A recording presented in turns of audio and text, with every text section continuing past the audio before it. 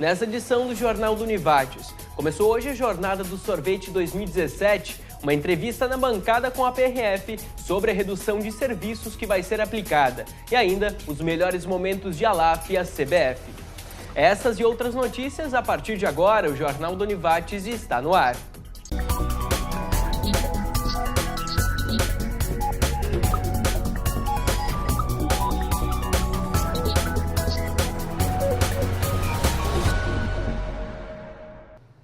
Boa tarde.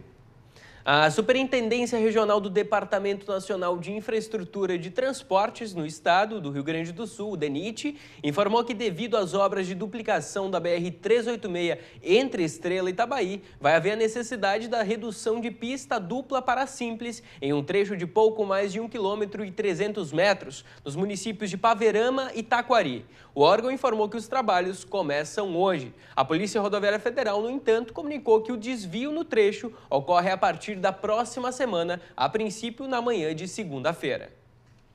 A Jornada do Sorvete 2017 começou hoje e segue até amanhã. O evento, promovido pela Associação Gaúcha das Indústrias de Gelados e Comestíveis, a Agagel, acontece no Vai de Hotel aqui em Lajeado. Várias palestras marcam essa edição.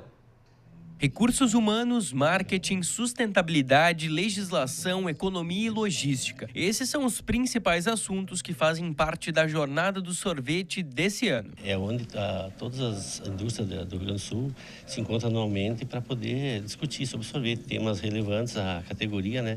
E é onde a gente encontra fornecedores de matéria-prima, fornecedores de maquinários e além desse acesso diretamente entre as próprias indústrias, troca de segredos um entre o outro, né? Isso acho que é muito importante, é bem relevante. O diretor da Inove Energias Renováveis abriu a programação. A palestra Energia Solar Fotovoltaica, Utilidade, Desafios e Resultados. O palestrante mostra o uso sustentável de recursos naturais, mencionando cases de produção e grande porte da região. Entrar diretamente falando sobre as energias renováveis e tentar especificar, focar mais em energia solar fotovoltaica, né, para as indústrias, né, do sorvete, a importância disso, legislação, o que há disponível no mercado, né, como funciona, como pode ser feito tudo isso, né. Trago outros cases do que já de empresas que já possuem experiência há mais de um ano, há mais de 2 anos, que têm produzido sua própria energia, que tem sentido a economia, não é, anual. Alex traz exemplos de empresas que gastavam R$200 mil ao ano e depois de usar a energia solar, passaram a gastar R$18 mil. Nós vamos trazer como foi feito, não é, por esses empresários, o estudo, o dimensionamento, como foi feita a instalação, mostrar o que é possível fazer, o que as empresas hoje oferecem, o tipo de tecnologia, como que é medido, dimensionado isso, não é? O evento segue até amanhã e ainda promete trazer mais palestrantes para qualificar e fortalecer a categoria. Além da palestra, tem a feira nossa ali, que é a parte da tarde. De manhã é só palestras, né? À tarde tem a feira nossa, onde tem os fornecedores e tem o encontro entre os fornecedores e os fabricantes. Ali tem insumos, tem maquinários, tem novidades no setor. E além das palestras que vai ter hoje de manhã e amanhã. Segundo um balanço da Agagel, na última década o setor registrou um aumento de 30% no consumo de produtos no Brasil, o que mostra a importância da qualificação e participação em eventos como esse. No dia 13 desse mês é comemorado o Dia do Rock. Além da programação especial aqui na Univates, a instituição vai participar com a Rádio 95.1 FM no Arte da Praça. O evento acontece no domingo, dia 9 de julho, a partir das 10 horas da manhã, junto à Praça João Zarte, no bairro Americano, aqui em Lajeado.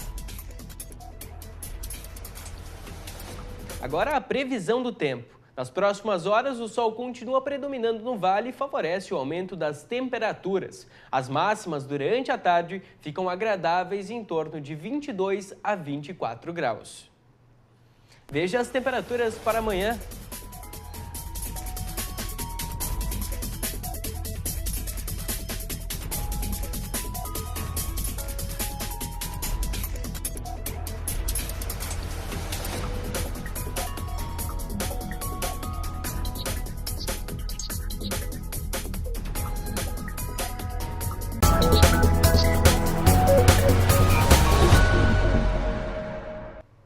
Voltamos com o segundo bloco do JU.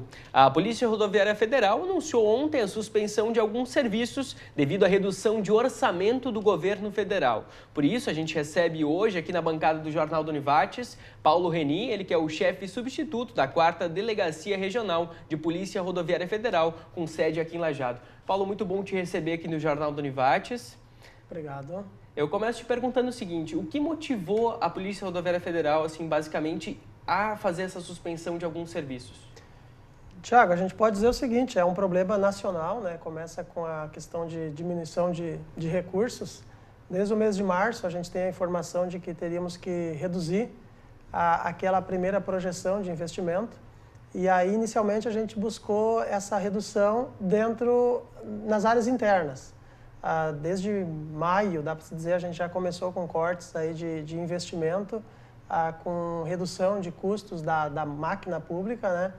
Diárias principalmente, não se fez mais aquela movimentação de pessoal de uma delegacia para outra, que isso aumenta o custo, né? E aí, infelizmente, aí mesmo fazendo essas medidas aí, não foi possível atingir o percentual que o governo nos repassou, né? Então, infelizmente, agora chegou a hora da gente ter que cortar, infelizmente, naquelas áreas mais que chegam no cidadão, na sociedade mesmo, né? E como isso vai ser percebido aqui na região, assim, como a 4ª Delegacia com sede aqui em Lajeado vai executar isso na prática, assim, essa redução de serviços? Nesse primeiro momento, a gente vai tentar reduzir o mínimo possível, né? A questão do atendimento ao público, então, a gente não vai alterar, a gente vai manter o horário normal, o horário que a sociedade já está acostumada a nos visitar lá, ela vai ter esse atendimento. Então, a gente vai... É a questão de combustível, né? O corte vai ser exatamente no combustível e, é claro, daí, se a gente não tem combustível, as atividades acabam ficando mais centralizadas nas unidades operacionais ou em distâncias pequenas, né? Perímetro urbano de Lajeado Estrela, que é um ponto que nos preocupa muito, então a gente vai tentar não reduzir o nosso trabalho nesse trecho aí, porque ele infelizmente, os números negativos nesse trecho são muito altos. Se a gente abandonar de uma hora para outra, aí a gente teme que esses números voltem e aí é preocupante demais. Renê, tu falou uma questão em números agora, a gente pode falar, e até pelas reportagens que foram exibidas aqui no Jornal do Univates desde o início do ano, se percebeu uma redução muito grande nessa questão de acidentes, até porque a Polícia Rodoviária Federal tem trabalhado na prevenção, né? Te pergunto, com a redução desses serviços, qual que é a preocupação da PRF pensando nessa questão dos acidentes que foram reduzidos? Perfeito. A questão é essa, então, a gente tem o levantamento feito onde nos mostra quais os pontos onde ocorrem os acidentes mais graves. A gente estava conseguindo fazer com que as nossas viaturas, nossos policiais se mantivessem em mais locais.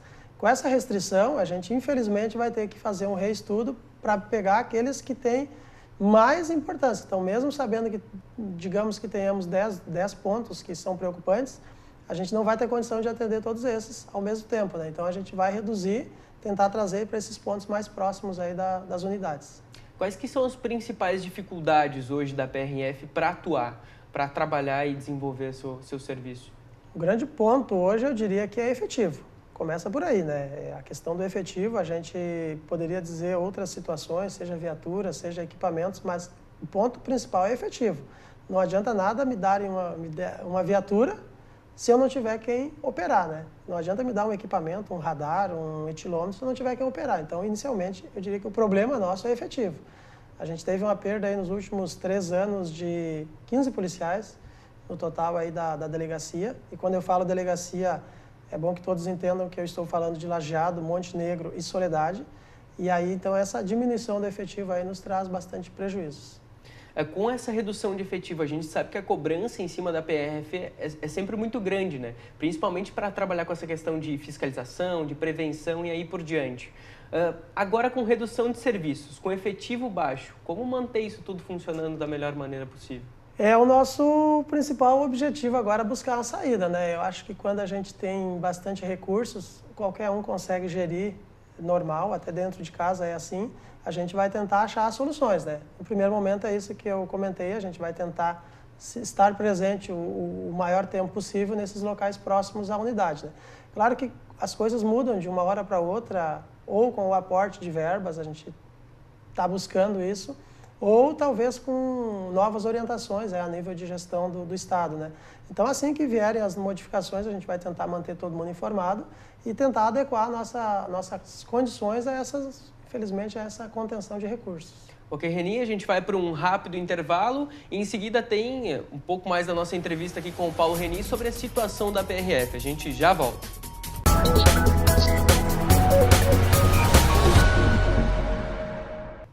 Voltamos com o terceiro bloco do JU. Estamos recebendo hoje aqui na bancada do JU o chefe substituto da 4ª Delegacia Regional da Polícia Rodoviária Federal, com sede aqui em Lajeado, para falar sobre a redução de serviços que vai ser aplicada pela PRF em função da redução de orçamento. Paulo, a gente continua falando sobre essa situação e agora eu te pergunto o seguinte: quais que são as principais solicitações da PRF para que se normalize o serviço?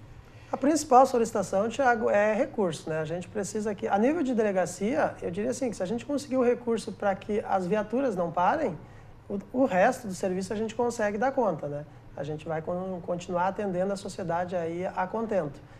Se a gente conseguir mais alguma coisa, seja na parte de efetivo, melhor ainda. Mas nesse momento a gente gostaria de ter a liberação de recursos para combustível, para compra de combustível mesmo. Essa questão de serviços tem total relação com os números aqui da região, né? Então eu te pergunto o seguinte: quais que são os números mais alarmantes do Vale do Taquari? Pensando nessa questão de trânsito, de BR e aí por diante.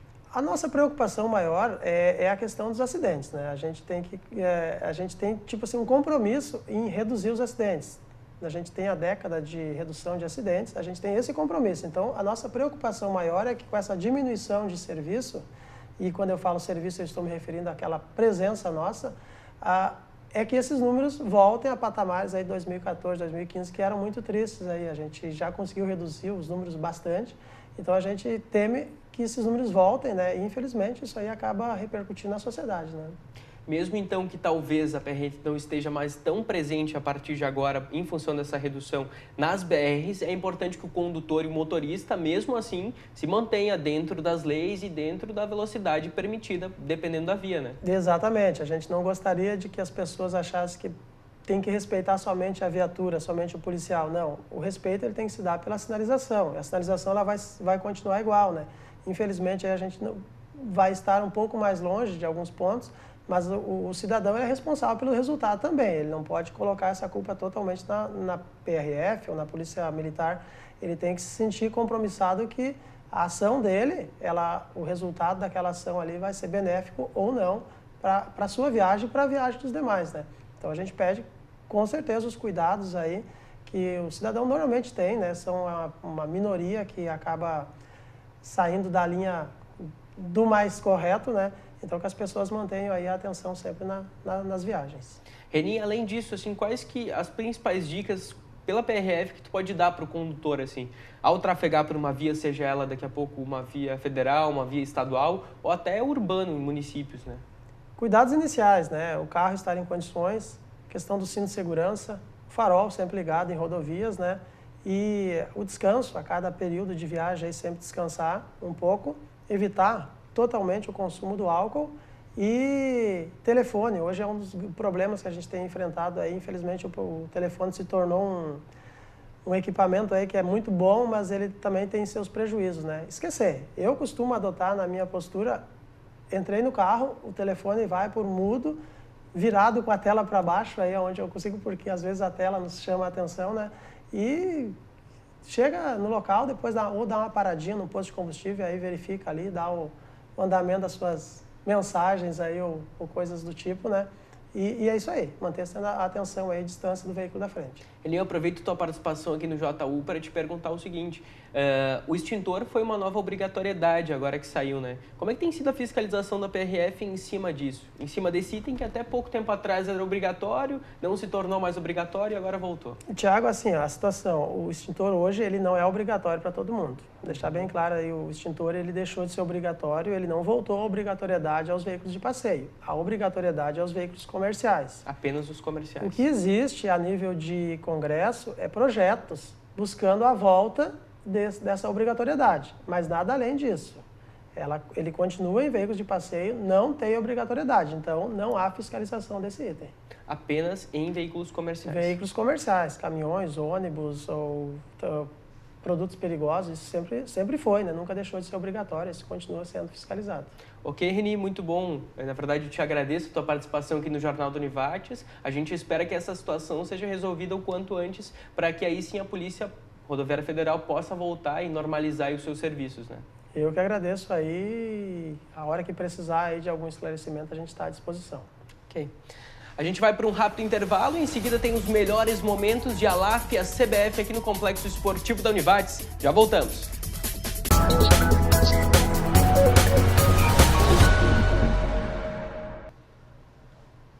Voltamos com o último bloco do JU.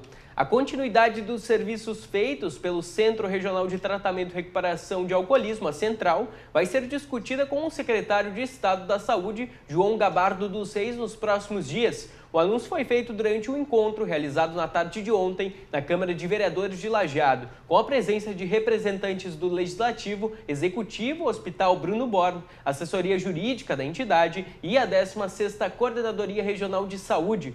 Funcionários e pacientes do serviço de acolhimento ao usuário de álcool e drogas lotaram o plenário. Com faixas e cartazes, eles pediram que o trabalho, que é realizado há 32 anos, tenha sequência em Lajeado. No fim da tarde de ontem, o vereador Hildo Salve promulgou a lei que retira a aplicação de multa de R$20 no aviso de regularidade no estacionamento rotativo de Lajeado. A assinatura da lei, feita um pouco antes do início da sessão da Câmara, revoga a Lei Municipal de 2014, que permitia a cobrança do valor. Com isso, a partir do momento em que o ofício chegar à Prefeitura, o que deve acontecer hoje, não vai ser mais possível a cobrança. Ontem à noite teve um jogão de bola no Complexo Esportivo da Univates. A LAF recebeu a CBF de Carlos Barbosa. Nesse jogo, quem se deu bem foi o time de Lajeado, que venceu por 2-1. Quem começou a propor jogo foi o time da LAF. O Basílio lançou o Jean Gaúcho, que foi até a linha de fundo e bateu de perna esquerda. A CBF respondeu com esse chute do meio da quadra. Michel Melo cobrou escanteio e Viníscola soltou a pancada, quase o gol da LAF.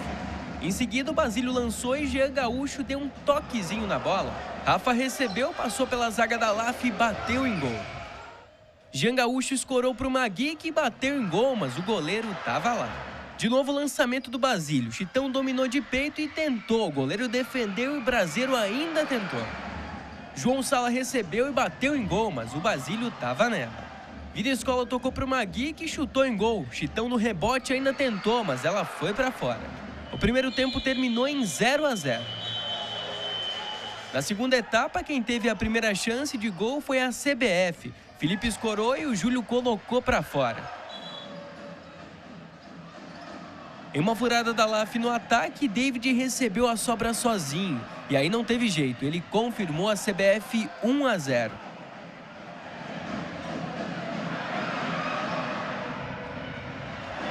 O time de Carlos Barbosa tentou nesse chute marcar o segundo.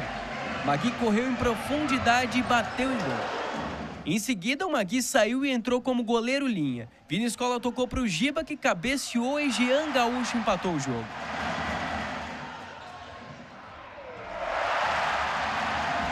Na mesma jogada que a anterior, escola para o Giba, ele bate em gol e no rebote, Matheus Eli vira para lá.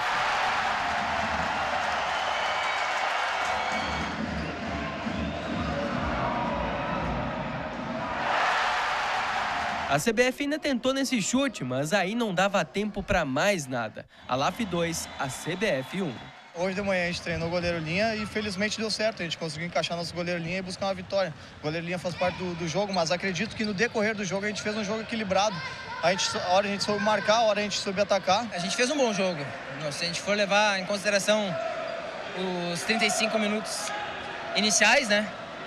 E eles foram felizes na estratégia do goleiro linha deles, que a gente não conseguiu marcar. Muito importante, né? Ainda mais contra o CBF, uma equipe muito qualificada, todo mundo sabe, atual campeão da Libertadores.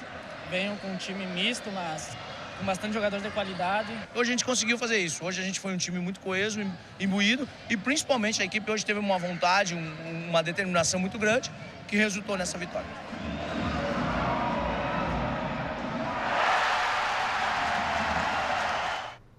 A LAF agora é sexta colocada com 13 pontos. Enfrenta nesse sábado o América de Itapera, fora de casa. O governador do estado solicitou prioridade à União no atendimento aos municípios atingidos recentemente por eventos climáticos no Rio Grande do Sul. Dos 30 milhões de reais anunciados, o governo federal liberou até o momento 469 mil reais para os municípios de Sinimbu, Rio dos Índios, Itapuca, Barão do Contregipe, Boqueirão do Leão, Catuípe e Tenente Portela. Dados da Defesa Civil Estadual mostram que 226 municípios foram atingidos pelas fortes chuvas, os vendavais, as inundações e alagamentos no estado. Nós vamos ficando por aqui, mais notícias no Jornal do Univate, segunda edição às 6h30 da noite. Tenha uma boa tarde e nos vemos lá.